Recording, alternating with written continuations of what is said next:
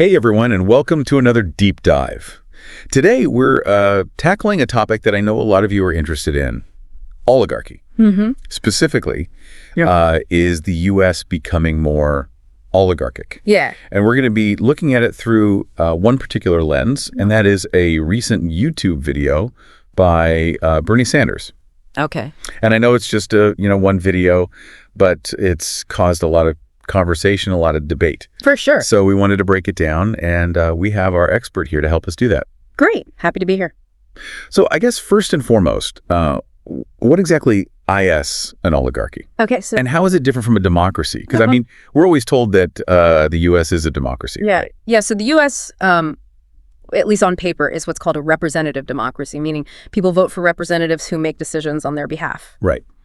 But I think the question here is, how much power do those representatives really have if a small group of people, particularly very wealthy people, can influence their decisions? And that's what we mean when we talk about oligarchy. Got it. It's a system where power is concentrated in the hands of a small elite group. Okay. And often, that's people with a lot of wealth or powerful connections or control over key resources. So in a democracy, it's the people having a say. Exactly. So with oligarchy, it sounds like the wealthy kind of call the shots. Yeah, and that's the crux of Sanders' argument. Yeah. He's saying that the U.S., while technically a democracy, is showing signs of becoming more oligarchic. And he uses this one specific event as a jumping-off point, Okay. which is a congressional resolution to fund the government. And initially, this resolution had bipartisan support, like Democrats and Republicans were on board. Okay, but then I'm guessing something happened to kind of derail things. Yeah. Was that something shaped like Elon Musk? You got it. Okay, tell me more. So the video explains how Elon Musk, obviously one of the richest people in the world, came out and publicly criticized this funding bill on Twitter. And you might think, well, he's entitled to his opinion. Right. But what makes this interesting is that his tweets seem to sway a bunch of Republican lawmakers Really? who then opposed the bill. Wait, so one person's tweets can like potentially derail Essentially, yeah. a government funding bill that had bipartisan support? That's kind of wild. I mean, that's exactly what Sanders is pointing to. Okay. He's saying this is an example of how concentrated wealth can translate into disproportionate political influence. So it's not really about, is Elon Musk right or wrong about this particular bill? Right. It's about For principle. the fact that he can even seemingly have that much influence Exactly. just through tweets. And he argues that this can undermine the whole democratic process. Right, because where the representatives are supposed to represent their constituents. Yeah. The people. Not just the whims of whoever's got the most money. Yeah, the super rich. Yeah. Exactly. So this Musk example is kind of like his It's an illustration. of how this can actually play out, right? Exactly. And a very, very current example Yeah. that people can understand. Okay, so we've got the Musk thing, but he doesn't just stop there, right? No, he doesn't. He goes on to talk about the potential consequences of this whole trend towards oligarchy. Right. If things continue down this path. Yeah. What does that world look like? Well, he paints a pretty bleak picture, I have to say. Okay. He says, if this funding bill fails because of people like Musk, it could have really serious consequences for millions of Americans. Like, what are we talking about? He talks about potential cuts to vital things like cancer research, higher prices for life-saving drugs, Okay. maybe disaster relief efforts being hampered, Oh, wow. which would obviously impact communities hit by natural disasters. Right. He even mentions the possibility of troops not getting paid What? and millions facing food insecurity. That's heavy stuff. Yeah, it's not just theoretical. It's people's lives, right? The real world impact Yeah. on people's lives. Okay, so And he links all of these yeah. to the influence of this wealthy elite. It's like he's saying, when a small group has so much power, they can make decisions that benefit them. Right, and not the majority. Yeah, the majority of people, yeah. Exactly. Okay, so what does Sanders say needs to be done to counter this? Well, he talks a lot about the importance of education and organization. Okay. He says people need to understand how concentrated wealth translates to political power. and how that undermines democracy. Okay. So if people are aware of it, Yeah. then they can organize and demand change. Okay, so knowledge is power. Right. But it can't just be about, like, pointing fingers at billionaires, Yeah, right? it's like it is that. Like, there's got to be something bigger. Yeah. Going on, some sort of Systemic issues. systemic issues, yeah. Absolutely. He critiques the whole system that allows this concentration of wealth to happen. Like what kind of systems are we talking about? Well, he points to things like tax policies that favor the wealthy, campaign finance laws that allow for unlimited political spending, and then the decline in union power, Right. which has weakened the ability of workers to bargain for better wages. So it's not about like, is Elon Musk a bad person or is this billionaire a bad person? Right. It's about The rules of the game. the rules of the game allow this to happen. Exactly. Okay, so we're starting to see how this seemingly abstract concept has real implications for everyday people. Yeah, it's not just theory. But we've just scratched the surface here. So Yeah, absolutely. let's continue this discussion in part 2, where we'll dive deeper into some of the specific consequences that Sanders outlines. Great. Looking forward to it. All right, so we've established that Sanders thinks the U.S. is, showing some signs of oligarchy, and he used that Musk situation to show how that works in the real world. Right. But he goes on. Right, it does. He's got, some thoughts about the bigger consequences. Like, if things keep going in this direction, what's that world look like? Yeah, he paints a pretty stark picture, actually. Like, where do we even begin unpacking this? Okay, well, so I think first and foremost, he's worried about the erosion of democracy itself. Okay. The idea that the government gets its power from the people, that starts to break down when small elite can have this much influence. Yeah, it's like the people's voices are being drowned out by money. Yeah, that's a good way to put it. Yeah. He's saying this kind of influence can lead to a situation where the needs of ordinary people are just ignored. Okay, so like what does that look like in practice?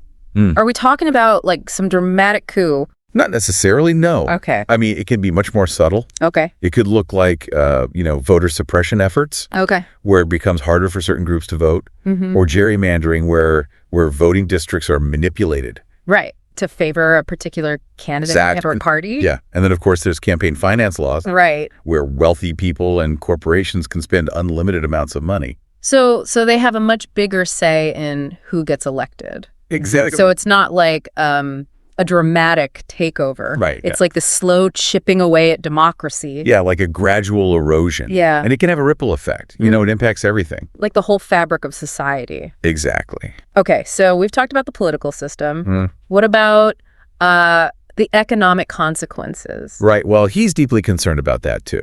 I bet. He argues that oligarchy inevitably leads to greater economic inequality. Okay, meaning the gap between the rich and the poor just gets wider. Right. And the middle class shrinks. And he's got those stats to back that up, right? He does, yeah. I remember that one about the 3 wealthiest men. Yeah, the 3 wealthiest men in America owning more than the bottom half of the population. Exactly. And he uses those kinds of stats to highlight just how concentrated the wealth is at the top. Yeah, it's pretty mind-boggling when you think about it. It is. But he's saying it's not just morally wrong. Right. It's also bad for the economy as a whole. Yeah. Economically unsustainable, he says. How so? Well, for one thing, it can stifle economic growth. Okay. Because when a large part of the population is struggling, they have less money to spend. Less money to spend, so... Which reduces consumer demand. Right, and that slows down the economy. Exactly. It's a vicious cycle. Yeah, it's like the less money people have, the less they can spend,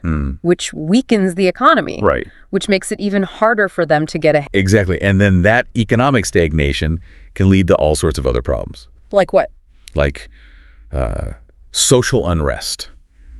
Okay. Political instability, a decline in overall well-being. So it's not just that the poor are getting poorer. Right. It's that everyone suffers. Yeah, the whole economy suffers. When there's such a huge gap. Yeah, when there's no balance. Okay, so we've got the political consequences, the economic consequences. You mentioned earlier that oligarchy can impact social structures too. Right. What did you mean by that? Well, one of Sanders' key arguments is that it can make social divisions worse. Okay. When a small elite controls most of the wealth and power, it creates resentment and distrust among everyone else. Right. And that can lead to more polarization, more social unrest. Because people feel like the system is rigged. Exactly. They feel like they have no voice, no power. And that's kind of scary, right? It is, because it creates this breeding ground for extremism. Yeah, people get disillusioned with the system. And they start looking for other solutions, even if those solutions are harmful. That's right. And those in power can exploit that. Yeah, it's that whole divide and conquer thing, right? Exactly. Keep the masses fighting amongst themselves while the elite stay in control. And it works, right? It can be very effective, unfortunately. Yeah, because when people are struggling, they're more likely to fall for those kinds of messages. Yeah, the ones that play on their fears. And it's easier to blame someone else than to try to understand the real complex issues. Yeah, and there's always a scapegoat. Yeah. That's an old tactic. It is, and we've seen it time and time again. You know, how these authoritarian leaders exploit those divisions. Same power, yeah. So it's not just an economic problem or a political problem. Right. It's a societal problem. It affects everything. It affects everything. It affects how we relate to each other. How we function as a community. It's exactly. And here's the other thing that's kind of scary.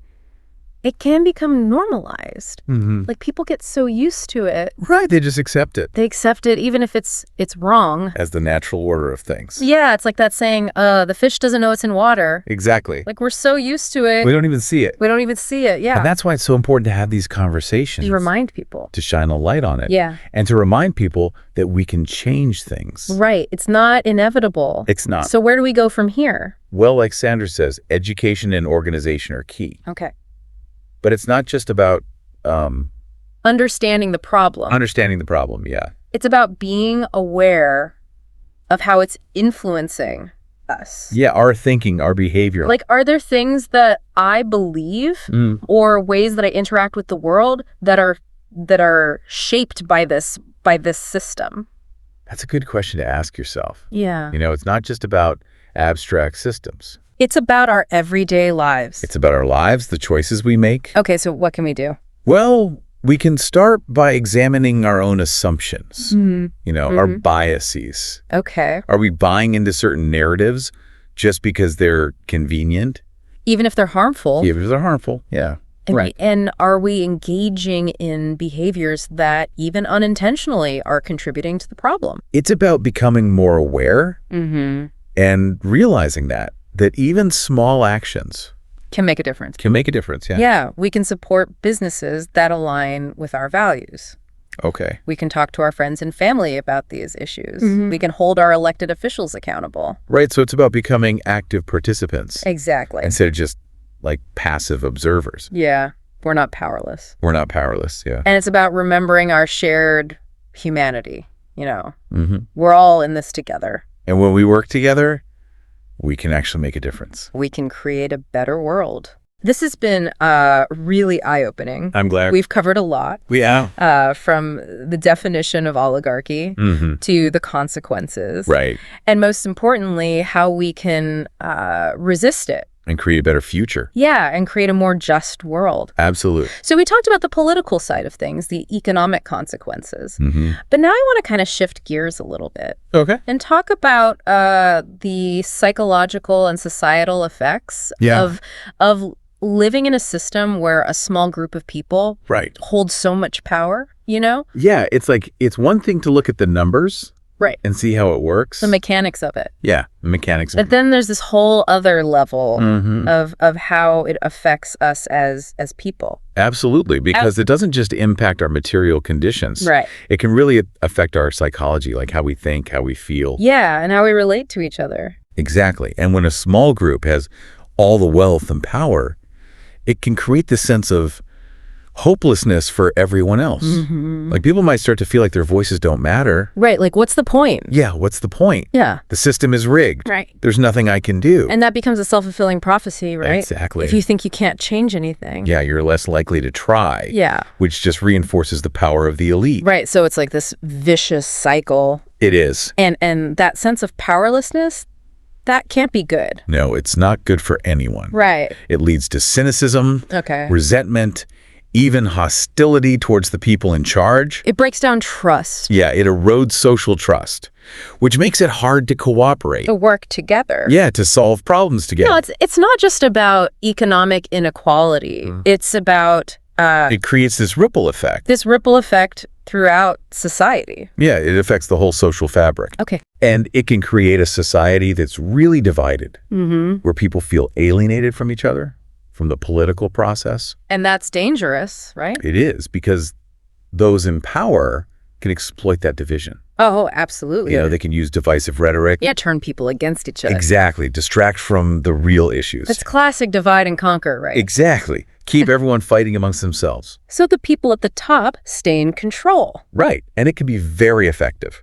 Because when people are struggling, they're looking for someone to blame. Yeah, they're more susceptible to those kinds of messages. The ones that play on their fears. Exactly. And those in power are happy to provide a scapegoat. Oh, absolutely. It's a tactic as old as time. It is. We've seen it over and over again throughout history, how authoritarians exploit those divisions to gain power. So it's not just an economic problem, right, or a political problem. It's a societal problem. It affects everything. It affects how we relate to each other, how we function as a community. And here's the really scary part. What's that? It can become normalized. Yeah. People get so used to it. Right, they just accept it. They don't even question it anymore. It becomes the natural order of things. Yeah, even though it's wrong, even though it's harmful. Yeah, it's like we forget that there's another way. It's like we said before, the fish doesn't know it's in water. Exactly. It's all we've ever known. So we don't even see it. And that's why it's so important to talk about it. To shine a light on it. Yeah, to remind people that we don't have to accept it. We have the power to change things. We do, but it starts with awareness. Okay. So, but where do we go from here? Like Sanders says, education and organization are key. Right. But it's also about being aware of how it's affecting us personally. Okay.